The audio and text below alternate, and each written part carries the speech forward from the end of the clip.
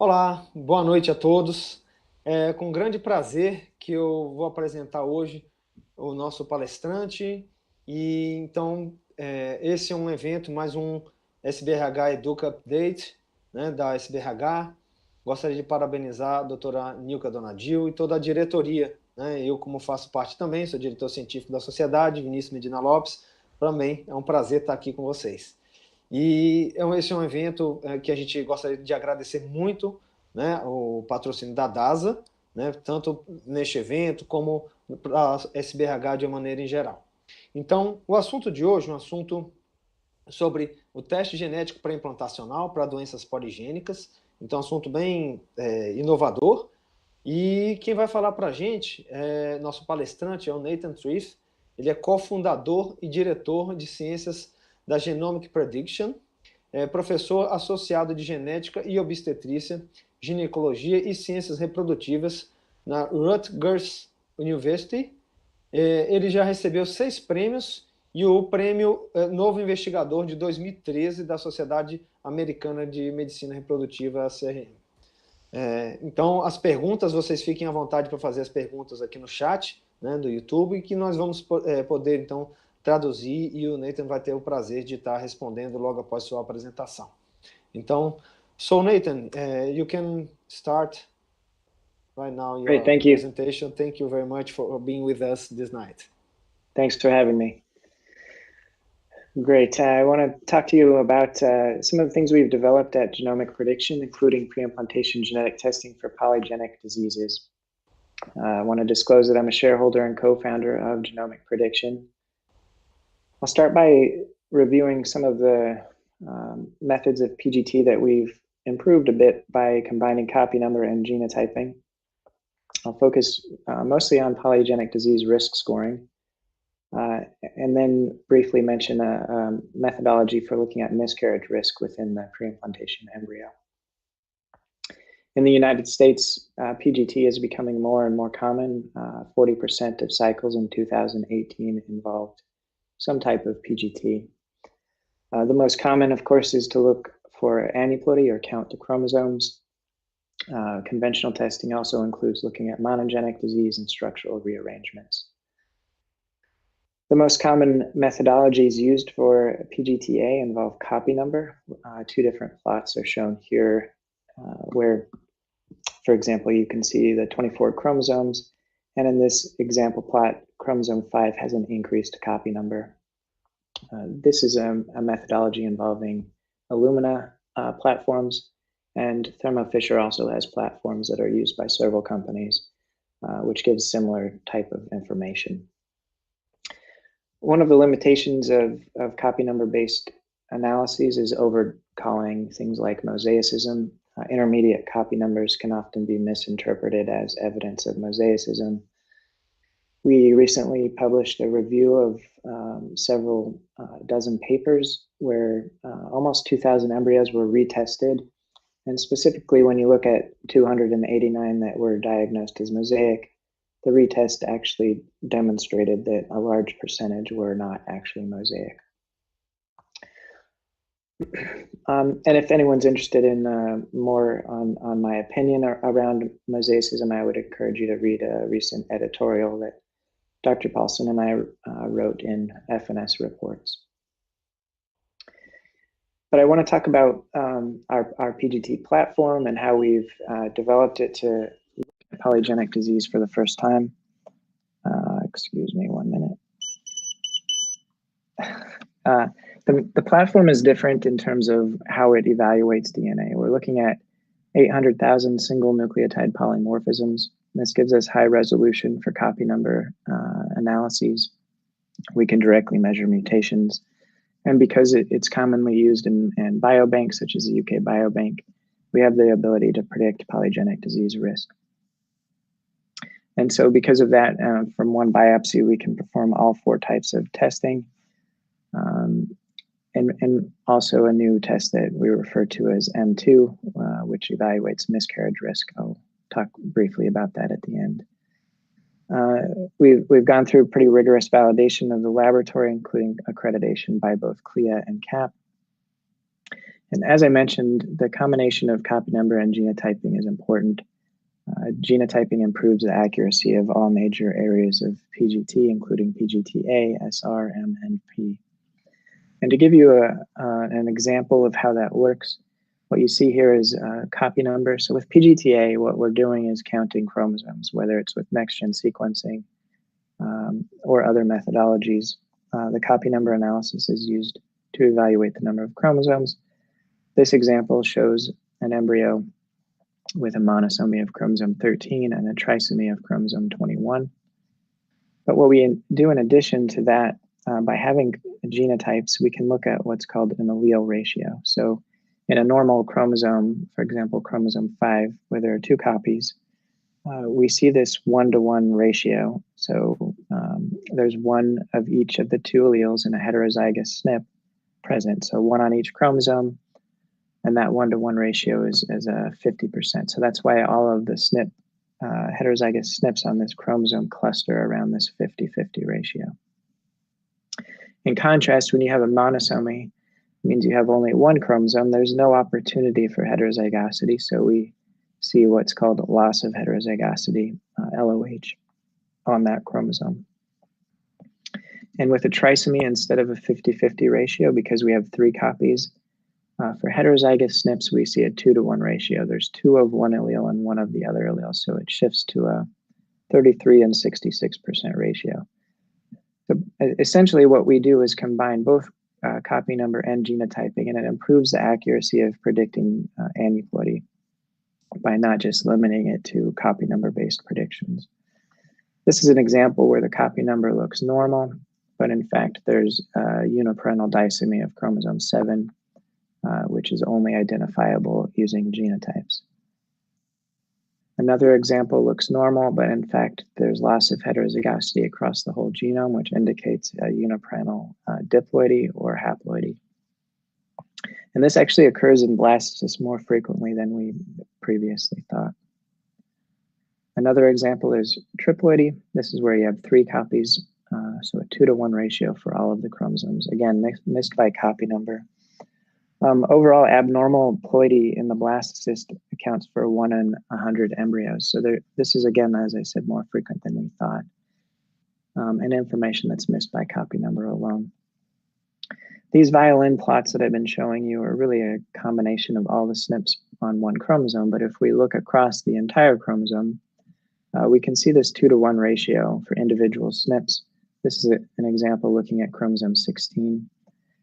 When we have parental DNA from saliva, we can also determine, for example, this extra chromosome came from the maternal genome.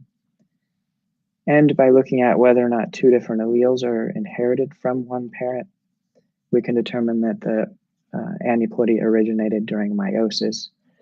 And this is important for avoiding false positives from copy number based analyses. Because if you see an intermediate copy number which suggests mosaicism, but the origin of aneuploidy is meiotic, then we know this is probably not a true mosaic aneuploidy. And again, this is a big problem with copy number based approaches. Essentially, noisy results get interpreted as mosaic, which has not been proven to predict actual clinical outcomes.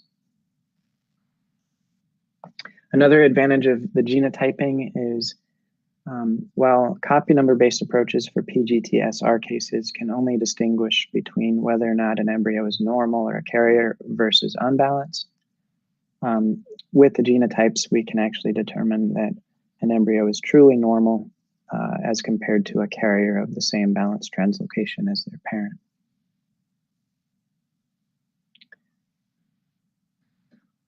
I mentioned the resolution. By having 800,000 probes, we have very high resolution, so we can begin to detect very small imbalances, such as what is present in this case, where there was a translocation involving chromosome 15 very near the centromere, but you still see this 2-to-1 ratio within that region. And this would be missed by low resolution next generation sequencing technologies.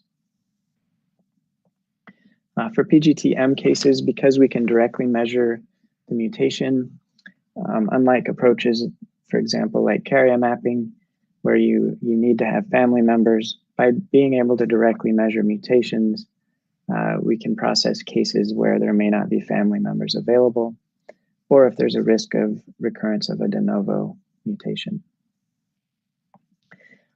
And just an example of one of the powers of the platform is shown here in a recent study published in Cell. We demonstrated that gene editing in the pre-implantation embryo results in large segmental or even whole chromosome abnormalities that were not observed prior to this study. While it suggests there's more concern over the safety, and that we do need more rigorous genetic analysis in these research settings, it also suggests the potential to use CRISPR-Cas9 systems to prevent trisomy and perhaps eliminate trisomic chromosomes in the embryo in the future. Okay, so on to the main topic, polygenic diseases. Several pioneers have predicted the ability to evaluate polygenic disease risk in the pre-implantation embryo, including Alan Handyside, Bob Edwards, and Jacques Cohen. And Jacques actually predicted the use of SNP microarray technology to do this, which is indeed what we're doing. There have been other more contemporary remarks, so those have included from Dr. Simone, that this technique takes us from learning how to read simple words to starting to understand poetry, and several other comments, including from Professor Fischel and Jamie Metzel, indicating that this is a revolution in our field. So we really think that this is the future of IVF, to be able to evaluate risk of polygenic disease in the pre-implantation embryo. And it's only been made possible by the development of very large DNA biobanks, where individuals have genome-wide DNA sequence data, but also phenotype information that can be used. And here's an example of the utility. This is looking at the risk of breast cancer. Just using an individual's DNA, you can actually identify people in the top 3% of risk. Those are shown in red. And if you look at the actual development of disease in those individuals, it's significantly higher than people with a lower genetic risk. So the point is, from DNA alone, you can predict individuals being in high-risk categories where they do have a higher risk of developing a disease. And what's beautiful about this is that you can evaluate DNA very early, before the manifestation of a disease, which might allow you to stratify patients to more rigorous monitoring for something like breast cancer. And as early as the pre-implantation embryo, which is what we have done. Several studies have been performed on adults validating the ability to use polygenic risk scoring to identify high-risk individuals. And publications around polygenic risk scoring are really growing exponentially. We're the first group to validate application on the pre-implantation embryo. This paper reported on the preclinical accuracy, where we evaluated several positive controls for aneuploidy, monogenic disorders, structural rearrangements, segmental aneuploidy, and polygenic disorders. So it's an important aspect to what we're doing, in that we published performance on positive controls.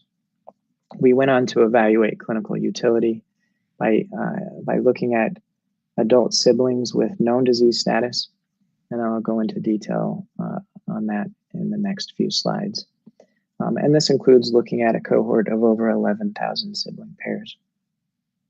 So often one of the questions, first off, people are typically not aware that this is possible, that you can, in fact, evaluate the pre-implantation embryo for risk of things like diabetes, cancer, and heart disease. And the questions are multiple, but one is, well, how do you know it works? And the first point that I make is that the genotyping information we obtain on the embryo is equivalent or equal to the accuracy of genotyping an adult. All we're doing is looking at the DNA. And in fact, the embryo genotyping is more accurate than when we test an adult's blood sample, because we actually have the embryo's parents, which help interpret the genotypes in the embryo and make it even more accurate. So the point is that we can actually look at adults when we just evaluate their DNA. And for example, here we look at over 11,000 sibling pairs. These are adults with known disease status. And all we're doing is asking if the DNA can be used to predict disease and reduce the risk of disease by selecting one of two siblings. So this is essentially the same as having two chromosomally normal embryos available for selection. If you look at the prevalence in this population, this example, it's 11% are affected with the disease. If you were to randomly choose one sibling, which is what we would do in the lab, choose one of two euploid embryos randomly or based on morphology, the prevalence would be 11%. However, if we were to select one of those sibling embryos based on genetics, we can significantly reduce the prevalence of disease by doing so down to 3%. And we refer to this as a relative risk reduction, so a 73% reduction when using genetic testing as opposed to random selection. An actual performance on several diseases is shown here, breast and prostate cancer, heart disease, and diabetes. The relative risk reduction is significant when using genetic testing compared to random selection, again, for only two individuals. I wanted to show an example situation. This is results from embryos in a case where the couple had a child with type 1 diabetes. They produced 5 chromosomally normal embryos, and by evaluating saliva from this couple, we then provide what we call a genomic index or a rank based on the polygenic disease risk scores. And so in this situation, the couple would prioritize embryos 2 or 9 for transfer over the other embryos which have a lower embryo health score. Another example was a couple that had just done PGTA with us first. And again, they had 5 euploid, 1 aneuploid embryo available. We learned that the partner himself had type 1 diabetes. And so we can obtain saliva DNA and again provide genomic index scores for those embryos. We actually have a very large data set with up to 5 siblings with known diabetes status, which allows us to model both of these clinical situations where there were 5 euploid embryos. And in those situations, the relative risk reduction is 72% when choosing 1 out of 5, 71% risk reduction when choosing 1 out of 4, and 55% with 3 embryos to choose from, and 47% with 2. So in all cases, even with only 2 embryos, there is a significant relative risk reduction by testing the genetics of the embryo for polygenic disease. On average, in our laboratory, we obtain 5.6 total embryos with a 60% euploidy rate, which means that the majority of cases have at least 2 euploid embryos available for selection. I mentioned some of these diseases, which include diabetes, heart disease, cancers, and neurological disorders. So these are the diseases available for testing that are incorporated into a genomic index score that can be used to rank embryos so that you get this relative risk reduction of disease. There's some concern over pleiotropy that if we select against one disease, we'll enrich for another. But in fact, it has been shown to be the opposite, that if you select against one disease, it actually reduces the risk of others in parallel. There's some concern that if we do genetic selection as opposed to morphology-based selection, that might reduce success rates. And I put an example here where one program in the United States that offers PGTA and allows patients to determine which embryo to transfer based on the sex. In almost half the cases, the embryo was selected based on sex as opposed to morphology. But in fact, the important outcome here is that the implantation rates were equivalent. So despite selecting an embryo based on genetics as opposed to morphology, it appears not to have an impact on the outcomes. Another important concept is that the way we select embryos for transfer now based on morphology, it may actually be worse than random, which is what we compare genetic testing to, random selection. But faster developing embryos may in fact have poorer long-term health outcomes based on the quiet embryo hypothesis. Another question people ask is, well, who should this be offered to? And it turns out that patients with infertility already have a higher risk of cancer, diabetes, and heart disease. And so it's in general the IVF population that can benefit. Even from selection from only 2 euploid embryos, there is a significant risk reduction, and that's looking at a healthy population. But the infertile population, again, already has a higher risk of these diseases.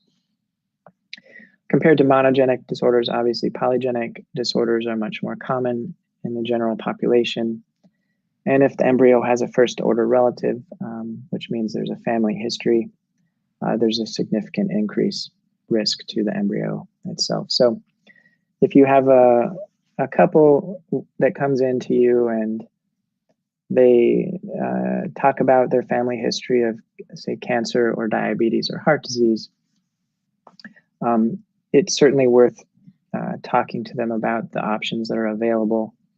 And you could actually argue that it would be unethical not to discuss with them the options available for reducing polygenic disease risk in their family. And that goes to one ethical argument around reproductive liberty, that it is ethical to provide PGT for adult onset conditions of lesser severity or penetrance. Applications are shown here, and I mentioned in general the IVF population is at higher risk, but patients using egg donation where there are many embryos to choose from may benefit more than others. As I mentioned, anyone using LifeView PGT can add polygenic testing, so they could wait to see how many euploid embryos they have and then decide they want to add polygenic testing later on.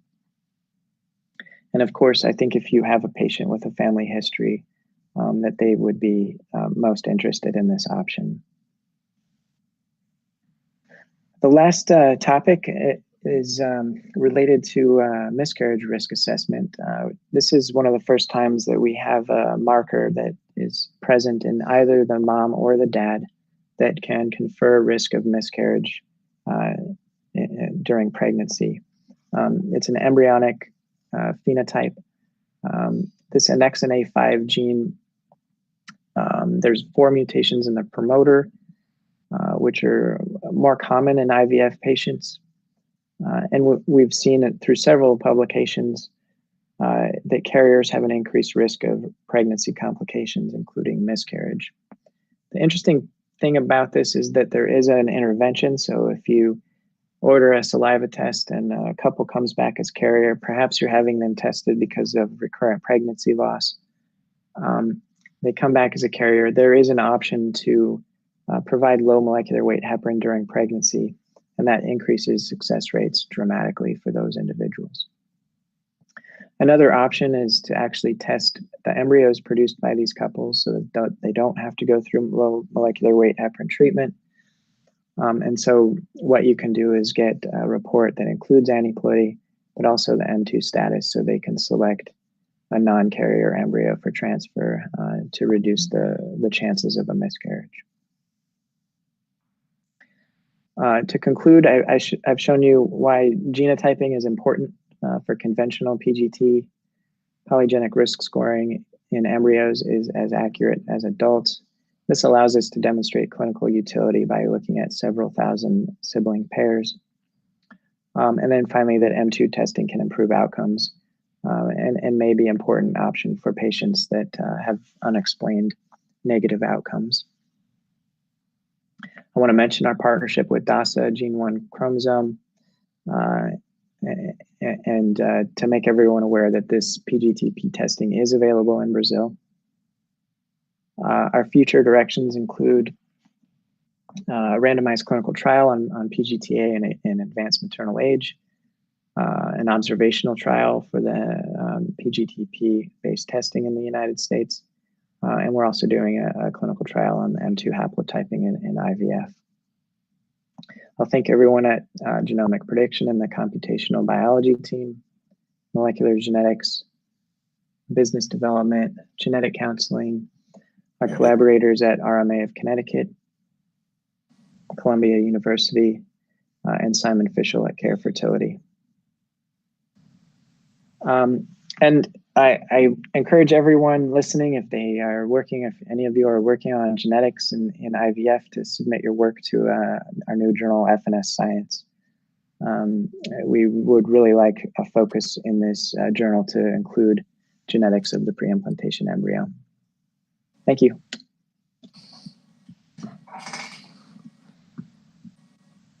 Thank you, Nathan.